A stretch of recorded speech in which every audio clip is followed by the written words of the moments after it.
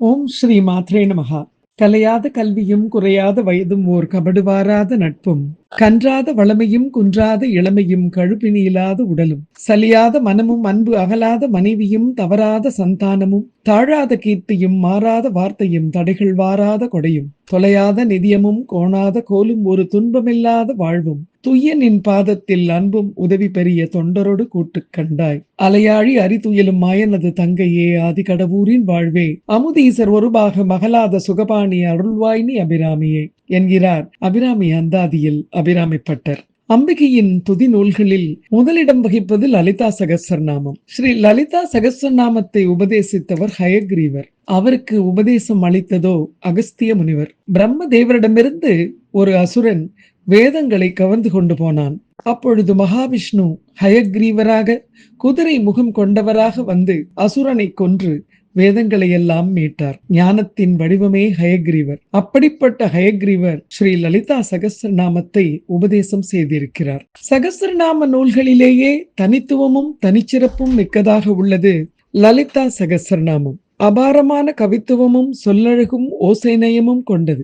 அப்பேற்பட்ட லலிதா சகஸ்ரநாமத்தின் 43வது ஸ்லோகம் ஷாங்கரி ஸ்ரீஹரி சாத்வி சரச்சந்திர நிபானனா ஷாதோதரி சாந்திமயி நிராதாரா நிரஞ்சனா என்று வர்ணிக்கிறது. அதாவது சிவபெருமானின் ரூபமான சங்கரனின் மனைவியானவளே, செல்வச் செழிப்பையும் வளத்தையும் உண்டாக்குபவளே, நற்பண்புகளின் லட்சணமானவளே, இலையுதிர் காலத்தின் பூர்ணச்சந்திரனின் சோபையைப் போன்று ஜொலிக்கும் முகத்தை உடையவளே, கருணையும் சாந்தமும் கொண்டவளே, அன்பையே தன் இயல்பாக கொண்டவளே, வாழ்வுக்கு அஸ்திவாரம் போன்றவளே, சுவாதீனமானவளே, தன்னிறைவு பெற்றவளே, வண்ணங்களால் புலன்கள் அனைத்தையும் ரஞ்சிக்கச் செய்பவளே, புலன்களின் பேதங்களுக்கெல்லாம் அப்பாற்பட்டு விளங்குபவளே, மனோ பேதங்களுக்கு புலப்படாதவளே என்றெல்லாம் லலிதா சகஸ்ரநாமம் லலிதாம்பிகை வர்ணிக்கிறது. உதிக்கின்ற செங்கதிர் உச்சி திலகம் உணர்வுடையோர் மதிக்கின்ற மாணிக்கம் மாதுளம் போது மலர்கமலை துதிக்கின்ற மென்கொடி மென்கொடி குங்கும தோயமென்ன விதிக்கின்ற மேனி அபிராமி என் விழித்துணையே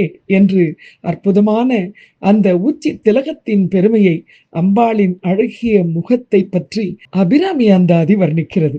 ஆதிசங்கர பகவத் பாதாள் இயற்றிய ஸ்ரீ சௌந்தர்ய லகரி, ஆனந்த அலை, அழகின் இலை என்று இருவரும் பகுதிகளாக தேவியின் கேசம் முதல் திருவடி வரையிலான திருமேனி அழகையெல்லாம் வர்ணிக்கிறது. பரபிரம்ம குடும்பினி, அதாவது பரபிரம்மத்தின் பத்தினியானவளே என்கிறார் பகவத் பாதர். அதாவது பிரம்மா விஷ்ணு ருத்ரர்களாகிய மூவருக்கும் மேலாக பரபிரம்மம் என்று யாதொன்றும் இருந்தால் அந்த பரபிரம்மத்தின் பத்தினியே பராசக்தி தேவி என்று அதற்கு பொருளாகிறது.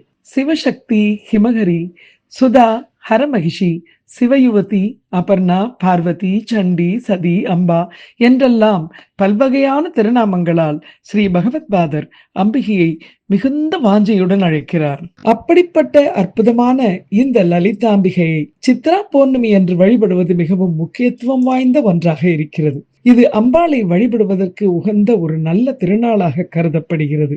இங்கே கிளாம்பாக்கத்தில் லலிதா திரிபுர சுந்தரியின் ஆலயத்தில் லலிதாம்பிகைக்கு இந்த சித்ரா பௌர்ணமி என்று சிறப்பு பூஜைகள் மட்டுமின்றி நெய்க்குள தரிசனமும் அற்புதமான அலங்காரமும் செய்யப்பட்டிருக்கிறது.